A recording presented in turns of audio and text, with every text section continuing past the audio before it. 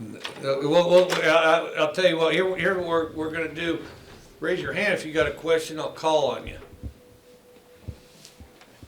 What can you say about the way the offense was resilient and kind of flat most of the second half, but scored when they needed to there? I think we're still fighting consistency. Part of it, they're really good defense. They're one of the top defenses in our conference and in the country, and so they're gonna get you. They're gonna get you out occasionally. I thought the first half. I thought we had a good first half on offense. And then defense, I thought we struggled at times. We'd get right there and then struggled at times. And then I thought we played better the second half on defense, especially the fourth quarter. And then, but overall, and I thought both defenses did really. And so they present a bunch of challenges. And then, of course, somewhere between the challenges they present and the somewhere between the challenges that they present and our inconsistency, we hit this kind of lull spot, but then I was impressed the way our defense picked up the slack. Coach, you talked about that series of plays where Thomas it was a fumble and then they reviewed it and he ended up getting ejected, and then following that up the play of Dion coming in to replace Tom. Well, I thought Singleton did a good job replacing Thomas for sure. And and I didn't see the play that you referred to. But if you have any questions on it, I think you ought to call Woody Dixon at the conference office. And one of these days, I'm going to start carrying around the phone number and the email. But I thought that I thought Singleton did a good job, and he's been doing some good things this year. That kind of third quarter where the offense stalled out a bit, was that more Utah's defense getting the better of you guys, or do you think something went particularly wrong with the offense there? I actually think it's both, I think it's a little of both. We dropped a couple balls. I thought our two worst drives was towards the end of the half, we dropped balls, and that dealt us out of those drives. And they were drop balls, so that wasn't Utah's defense. And then we had another drive the second half, and it was kind of early in the third. It might have been the first drive, and we dropped a couple balls. So on those, that was definitely us on offense.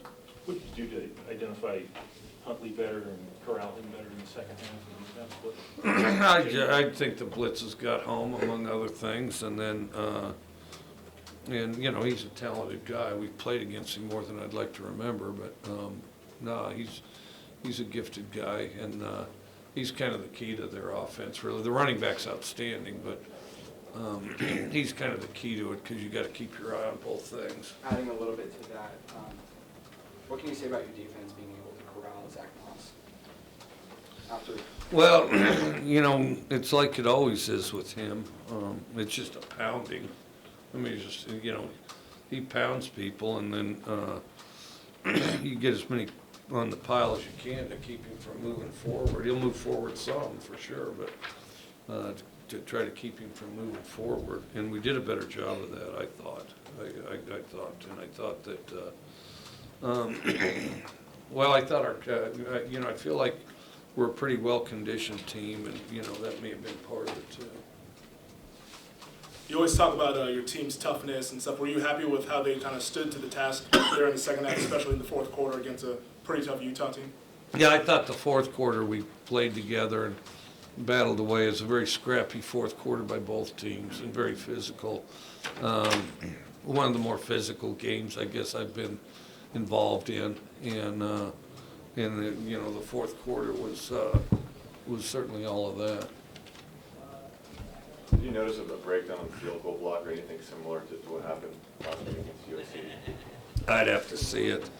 It looked like we struck the ball low, and it was quite a ways out. And sometimes that happens if it's a ways out. I'd have to see it. I'd just be guessing. I think it was probably about a couple weeks ago where Jameer Calvin told us that Esau has really deceptive speed, and on that, did you kind of see that deceptive speed on that 89-yard catch and run? He's real quick. He's good at catching the ball over his head. He's very good at sticking his toe in the ground. His top end speed is not the fastest, but he's not slow. But his ability to redirect is really good, you know, and he's starting to unfold with more and more of that, and looks better and better. And then part of it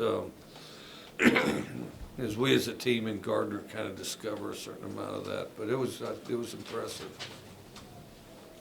Just how important is it to get that first conference win under the belt today? I mean, it's good. I mean, we expected to get some, but it's good. And they, you know, a real tough quality team like Utah's particularly good. 13 tackles for Peyton isn't too abnormal for him, but he came up with a pretty big sack there late in the fourth quarter. What can you say about his play today?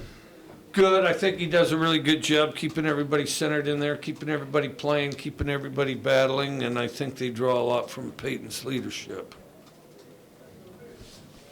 What would you say about the front seven, especially on that final drive, drawing that holding penalty, which pushed them back to a 4th and 20? Well, yeah, I don't know about, you know, the penalty or draw, but I did feel like we were getting good push. You know, we were playing extremely hard. I thought toward the end we played with good pad level, and sometimes the pad level drifts up. And, you know, if you're able to do that, play quick and low pads, then the technique breaks down. What was the explanation you got from the referees about the 1-yard pass interference penalty? Oh, I would love to answer that.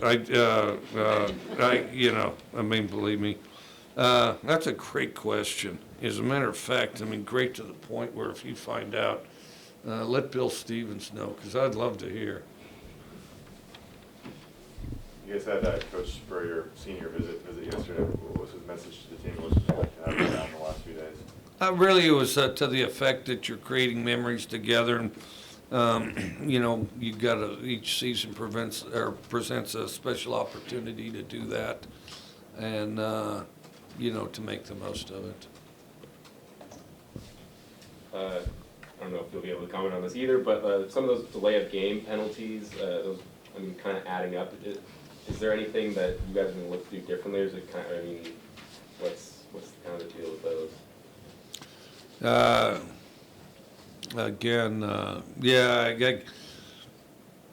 it's a fairly detailed response, but I would say this: a lot of people are shifting. We shift too, and you know, so. Kendron Williams had a pretty crucial pass breakup toward the end of the first half. What are you seeing from him as, you know, a young guy getting in, playing a big game? Thought it was good. Thought it was good. Yeah, he played a little extra as you know, as should we just been talking about him? Singleton. Yeah. We kept rotated him and Singleton both in. One last question in regards to Singleton is, did you change the game plan at all with him replacing Thomas, or is it just basically?